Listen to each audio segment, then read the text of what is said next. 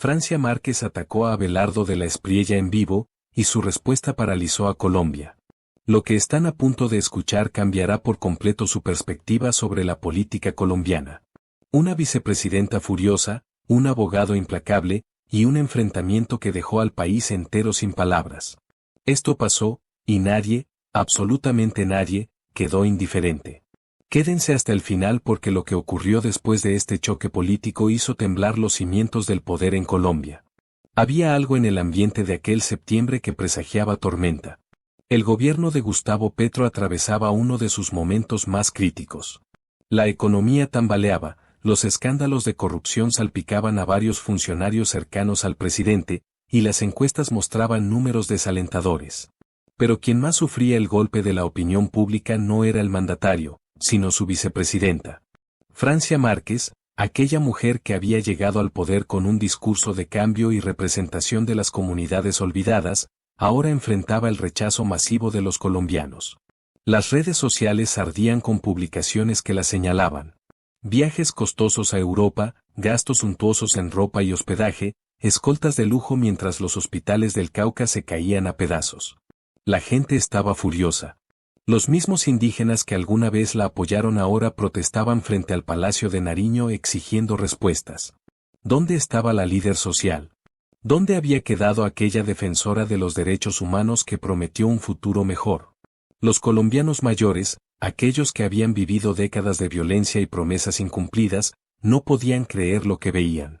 Una mujer que decía representar a los más pobres gastando millones en viajes mientras las escuelas rurales no tenían ni sillas para los niños. Las conversaciones en las tiendas de barrio, en las plazas de los pueblos, en los buses intermunicipales, siempre terminaban en el mismo punto. ¿Cómo fue posible que nos engañaran así? Pero en medio de aquella crisis de credibilidad del gobierno, surgía una figura que ganaba terreno día a día. Abelardo de la Espriella, el abogado penalista que había decidido dar el salto a la arena política, se había convertido en la esperanza de millones de colombianos cansados de la izquierda. Su movimiento Defensores de la Patria crecía con una velocidad impresionante. Las encuestas lo colocaban como el favorito para las elecciones presidenciales de 2026. Era un hombre de convicciones firmes, de esos que no se andan con rodeos.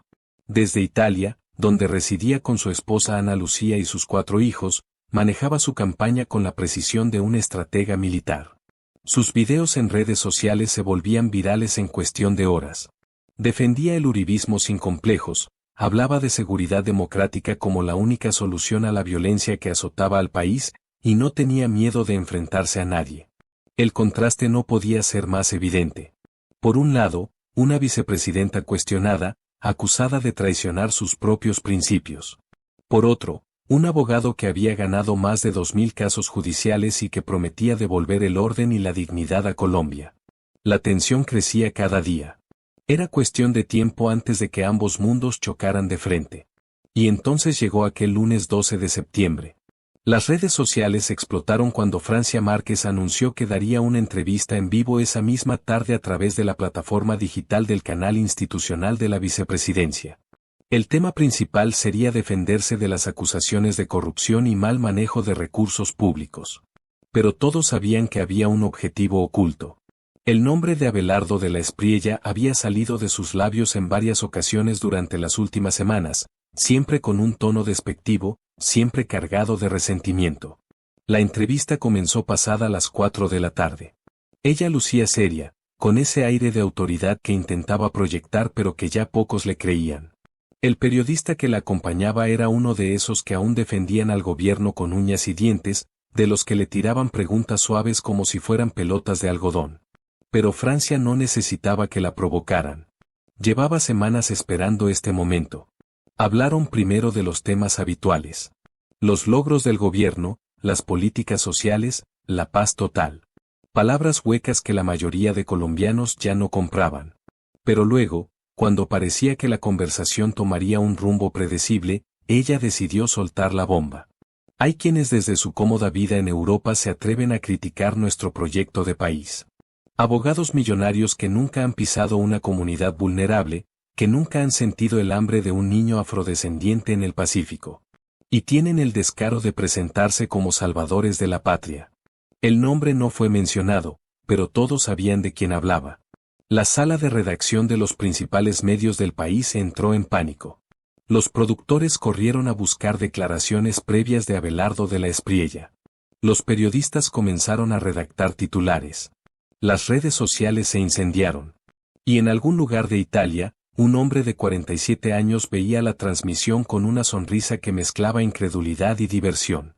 Francia continuó con su diatriba. Habló de privilegios, de élites, de quienes solo buscaban el poder para proteger sus intereses.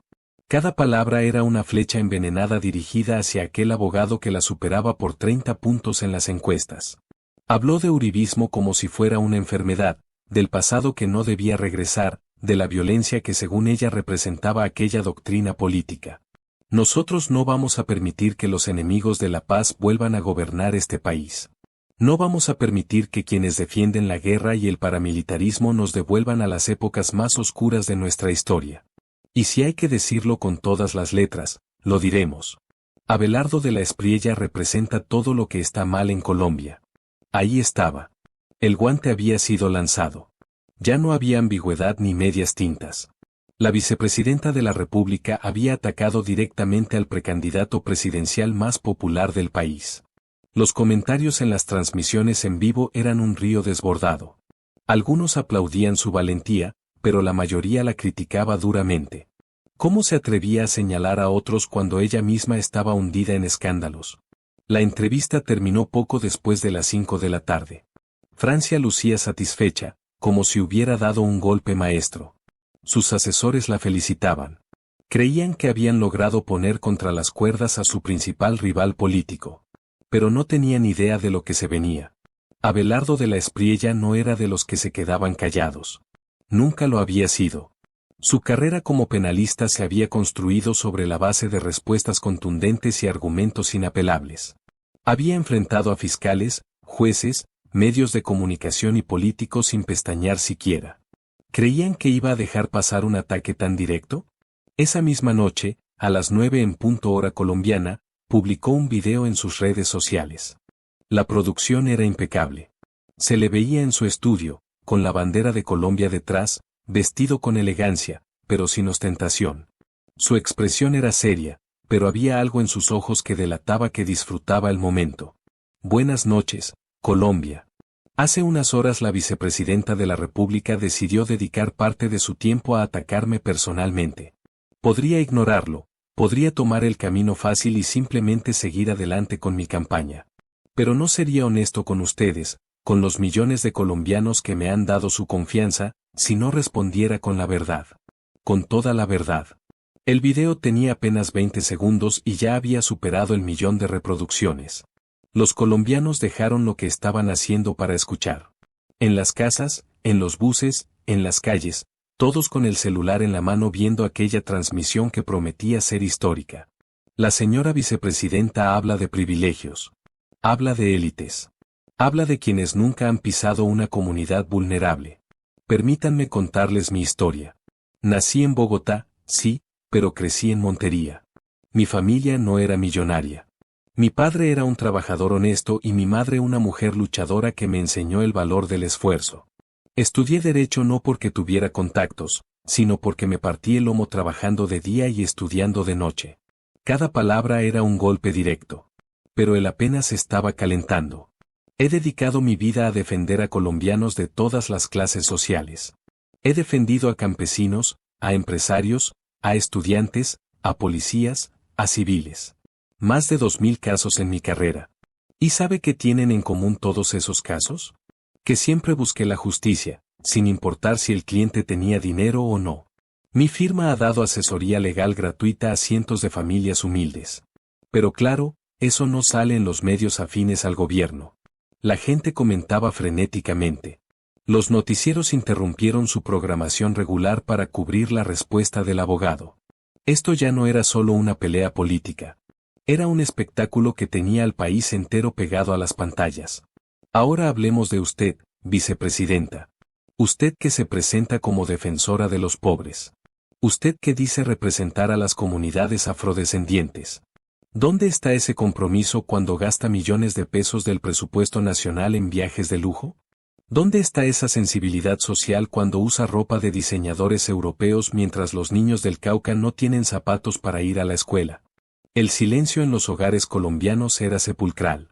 Cada familia reunida alrededor del televisor o del celular escuchando aquellas palabras que muchos pensaban, pero pocos se atrevían a decir públicamente. Los colombianos no somos tontos, vicepresidenta.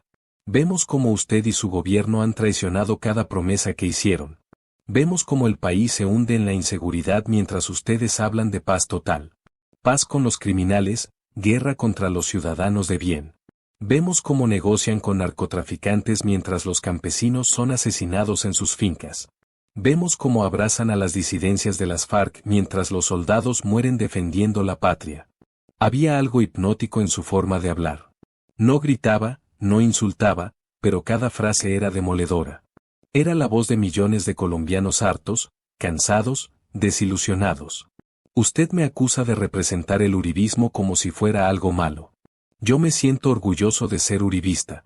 Me siento orgulloso de apoyar al presidente Álvaro Uribe Vélez, el hombre que le devolvió la seguridad a este país. El hombre bajo cuyo gobierno los colombianos pudimos viajar por las carreteras sin miedo a ser secuestrados. El hombre que golpeó a las guerrillas como nadie lo había hecho antes. ¿Eso es lo que usted llama violencia? Defender a los ciudadanos es violencia, pero negociar con terroristas es paz. ¡Qué paradoja tan perversa! Las reacciones eran explosivas. Los seguidores del gobierno intentaban defender a Francia en redes sociales, pero eran ampliamente superados por quienes celebraban las palabras del abogado. Los hashtags relacionados con su nombre ocupaban los primeros lugares en las tendencias no solo de Colombia, sino de varios países latinoamericanos. Y ya que hablamos de privilegios, hablemos de los suyos. Usted llegó al poder con un discurso de humildad, pero su comportamiento ha sido todo menos humilde. Escoltas de lujo, hoteles 5 estrellas, reuniones con la élite europea mientras su gente en el Cauca sigue en la miseria. Los líderes sociales que alguna vez la apoyaron ahora la rechazan. Los indígenas que creyeron en usted ahora protestan exigiendo que renuncie. ¿Y usted qué hace? Culpar a los demás, atacar a quienes señalamos sus errores, victimizarse. Abelardo hizo una pausa. Tomó un sorbo de agua. La cámara capturó perfectamente ese momento de tensión dramática. Pero ¿sabe qué es lo más grave de todo esto, vicepresidenta? Lo más grave no son sus lujos ni sus viajes ni su hipocresía. Lo más grave es que usted y su gobierno están destruyendo a Colombia. Están destruyendo la economía, están destruyendo la seguridad, están destruyendo las instituciones. Y cuando los colombianos alzamos la voz para denunciarlo, nos tildan de enemigos de la paz, de fascistas, de paramilitares. Su voz subió ligeramente de tono. Ya no era solo firmeza, era indignación contenida. Yo no soy enemigo de la paz. Soy enemigo de la impunidad. Soy enemigo de la corrupción. Soy enemigo de los que le mienten al pueblo. Y si eso me convierte en su adversario político, entonces que así sea. Pero no se confunda, vicepresidenta. Yo no represento a las élites. Yo represento a los millones de colombianos honestos que trabajan todos los días para sacar adelante a sus familias. Represento a los policías que arriesgan su vida en las calles. Represento a los soldados que defienden nuestras fronteras. Represento a los campesinos que producen el alimento que llega a nuestras mesas. Represento a los comerciantes que luchan por mantener sus negocios abiertos a pesar de los impuestos asfixiantes de su gobierno. El video llevaba poco más de 10 minutos y las reproducciones ya superaban los 5 millones. Los canales de noticias repetían fragmentos una y otra vez. Los analistas políticos no daban crédito a lo que estaban presenciando. Usted dice que yo vivo cómodamente en Europa. Es cierto, resido en Italia con mi familia. ¿Sabe por qué? Porque este país bajo gobiernos como el suyo se ha vuelto inseguro incluso para quienes defendemos el Estado de Derecho. Pero eso no significa que haya abandonado a Colombia. Cada día trabajo por este país. Cada día pienso en cómo rescatarlo del abismo al que ustedes lo han llevado. Y créame que volveré. Volveremos todos los que creemos en una Colombia grande, segura, próspera. Hubo algo en esas palabras que caló hondo en el alma de los colombianos. No era solo un discurso político. Era una declaración de principios. Era un compromiso. Y ahora voy a decirle algo directamente, vicepresidenta. Con todo el respeto que merece su investidura, pero con toda la firmeza que exige la verdad. Usted no me da miedo. Su gobierno no me da miedo. Sus ataques no me amedrentan. He enfrentado a fiscales corruptos, he enfrentado a jueces parcializados, he enfrentado amenazas de muerte. ¿Cree que voy a retroceder ante sus señalamientos infundados? La tensión era palpable incluso a través de las pantallas. Los colombianos contenían la respiración esperando cada palabra siguiente. Los colombianos están cansados.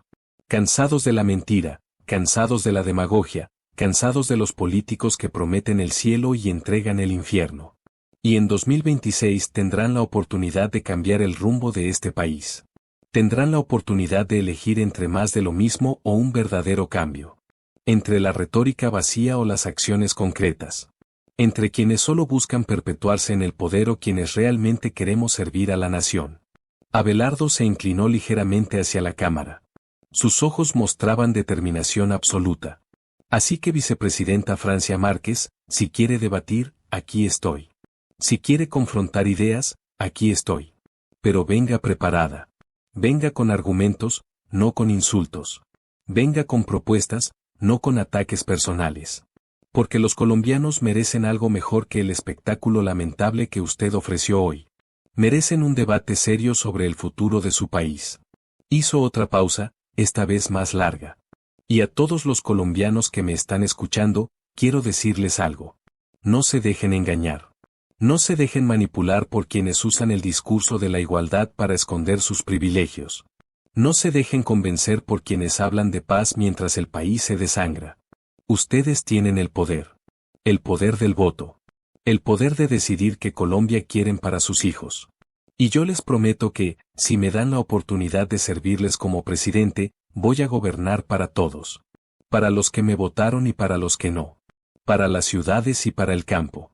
Para todas las regiones, para todas las razas, para todas las clases sociales. Su voz se suavizó ligeramente. Colombia es un país extraordinario.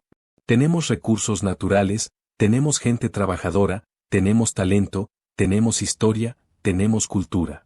Lo único que nos falta es un gobierno que crea en nosotros.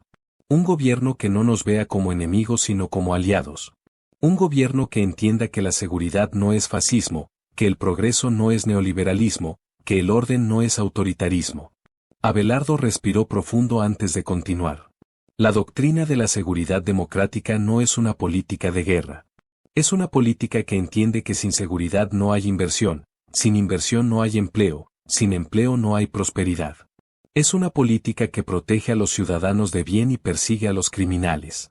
Es tan simple como eso. Pero este gobierno ha querido satanizarla porque saben que funciona.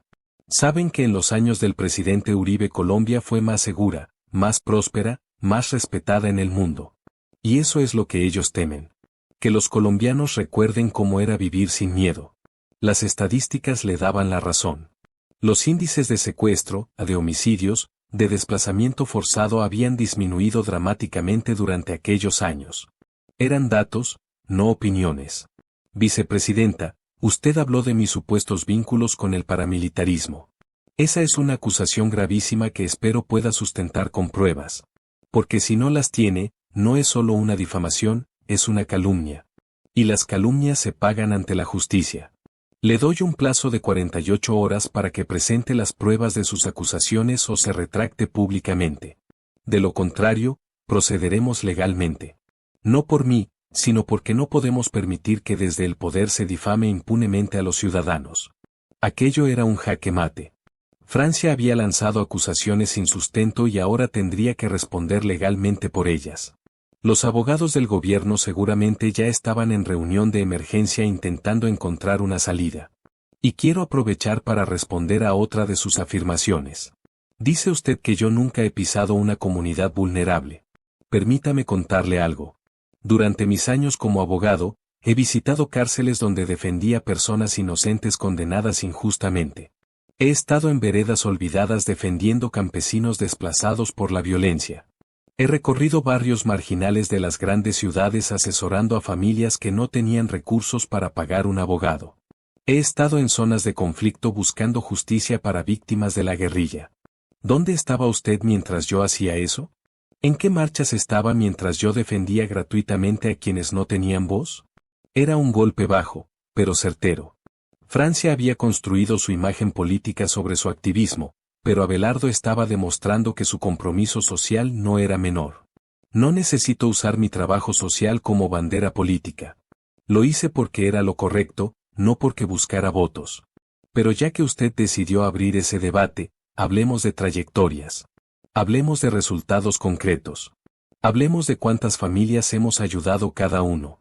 Y dejemos que los colombianos decidan quién ha servido realmente al pueblo y quién solo lo ha usado como escalera política. El video se acercaba al minuto 20. Ningún colombiano se había movido de su sitio. Era televisión en vivo, era historia en tiempo real. Mañana continuaré con mi agenda como precandidato presidencial. Seguiré recorriendo Colombia, aunque sea virtualmente desde donde me encuentre. Seguiré escuchando a la gente. Seguiré presentando propuestas serias para rescatar este país. Porque eso es lo que necesita Colombia. No ataques personales, no victimismo, no excusas. Necesita soluciones. Abelardo juntó las manos sobre el escritorio. Y, para terminar, quiero enviar un mensaje a todos los colombianos de bien. A los que madrugan a trabajar. A los que luchan por darle educación a sus hijos. A los que sueñan con un país mejor. No pierdan la esperanza. Colombia tiene salvación. Pero esa salvación no vendrá de quienes nos gobiernan hoy. Vendrá de ustedes mismos. De su decisión de votar por el cambio verdadero. De su decisión de no dejarse engañar otra vez por promesas vacías. De su decisión de construir juntos el país que merecemos. Miró fijamente a la cámara por última vez. Que Dios bendiga a Colombia. Buenas noches. El video terminó. El contador de reproducciones seguía subiendo vertiginosamente. Los comentarios eran un torrente imparable. Las reacciones llegaban de todos los rincones del país y del extranjero. Colombianos en Estados Unidos, en España, en Chile, en Argentina, todos compartiendo aquel video, todos opinando sobre el enfrentamiento político más importante del año. En cuestión de una hora, el video había superado los 10 millones de reproducciones.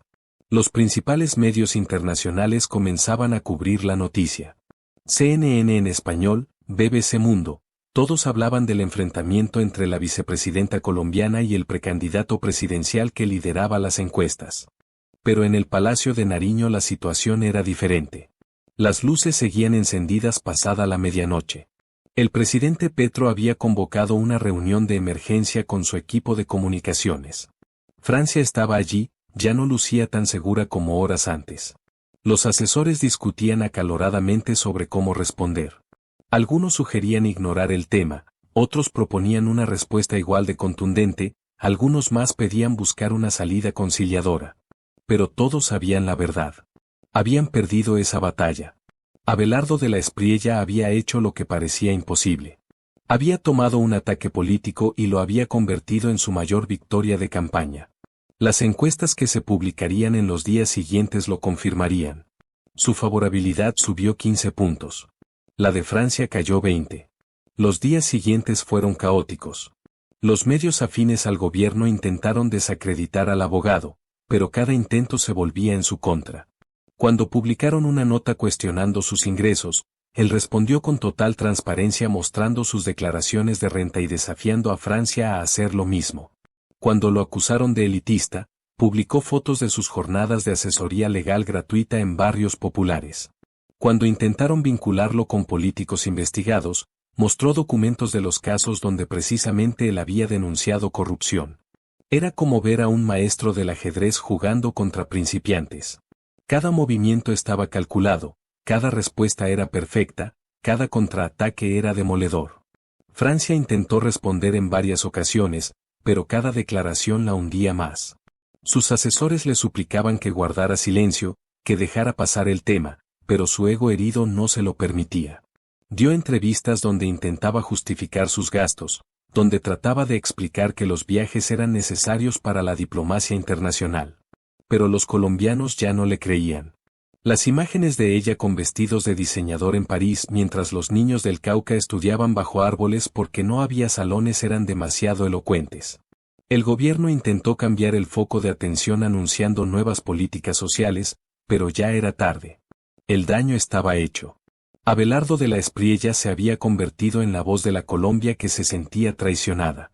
Y Francia Márquez había pasado de ser una esperanza a ser el símbolo del fracaso de un gobierno que prometió transformación y solo entregó desilusión. El 20 de septiembre, 2 semanas después del enfrentamiento, se publicó la encuesta más importante del año. Abelardo de la Espriella aparecía con 42% de intención de voto para las elecciones de 2026. El segundo lugar apenas alcanzaba 18%. La pregunta sobre la gestión de Francia Márquez como vicepresidenta arrojaba un dato devastador. 83% de los colombianos desaprobaban su gestión. Era el porcentaje más alto de rechazo para un vicepresidente en la historia del país. Los analistas políticos coincidían. El enfrentamiento había marcado un antes y un después. Abelardo había demostrado que se podía confrontar al poder sin caer en sus mismas prácticas. Que se podía ser contundente sin ser vulgar. Que se podía ganar un debate con argumentos sólidos, con verdades incómodas, con propuestas claras. Pero más allá de las encuestas y los análisis, algo había cambiado en el corazón de los colombianos. Durante años habían sentido que su voz no importaba, que los políticos hacían lo que querían sin rendir cuentas. El enfrentamiento les había devuelto algo que habían perdido. Esperanza. La esperanza de que era posible tener líderes que los representaran de verdad. La esperanza de que no todos los políticos eran iguales. La esperanza de que Colombia podía cambiar. Los seguidores de Abelardo crecían día a día. Su movimiento Defensores de la Patria se expandía por todo el país. Jóvenes que nunca habían participado en política se inscribían como voluntarios. Empresarios que habían perdido la fe en las instituciones ahora apoyaban su campaña. Campesinos que se sentían abandonados veían en él una posibilidad real de ser escuchados.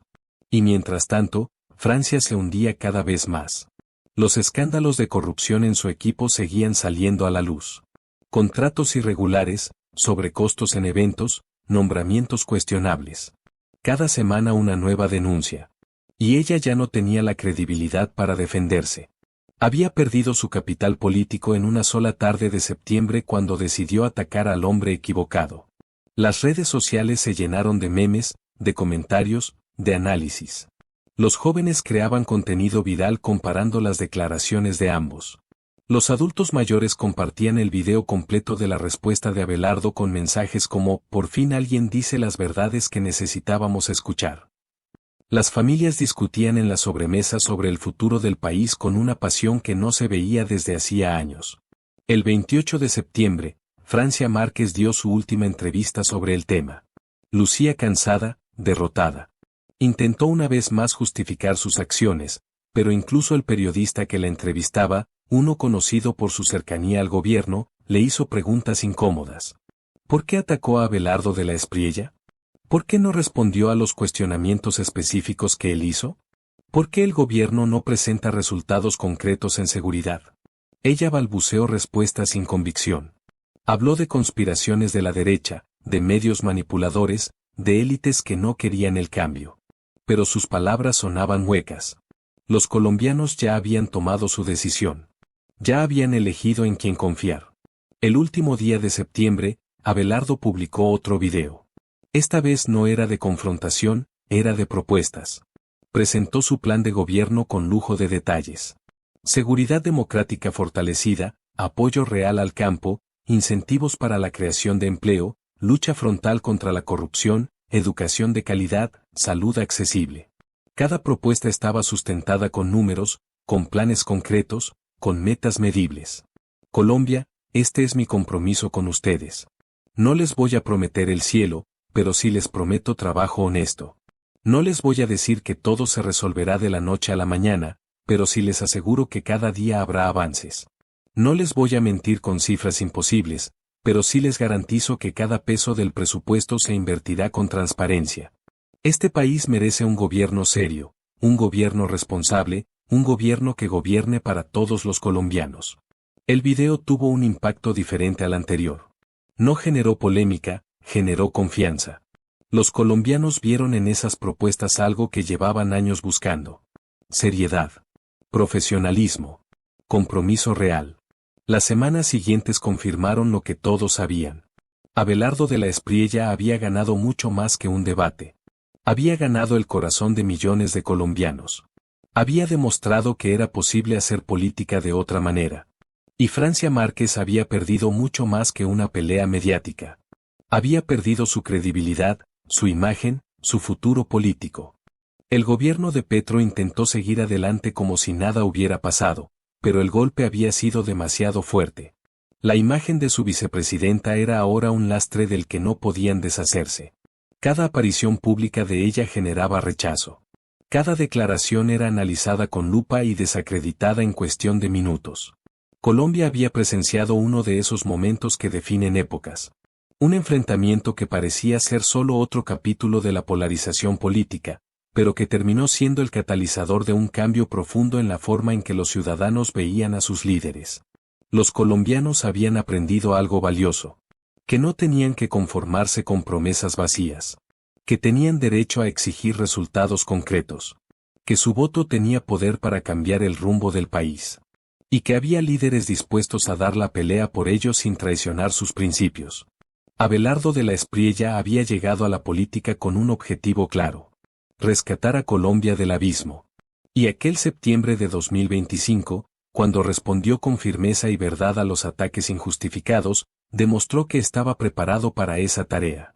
No con gritos ni con insultos, sino con argumentos sólidos, con propuestas serias, con un compromiso genuino con el país.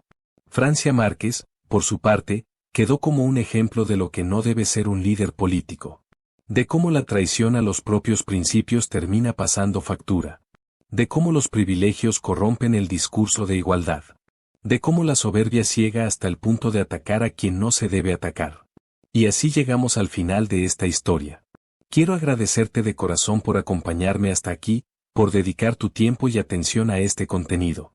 Cada like, cada comentario y cada suscripción significan mucho para mí y son el motor que me impulsa a seguir creando.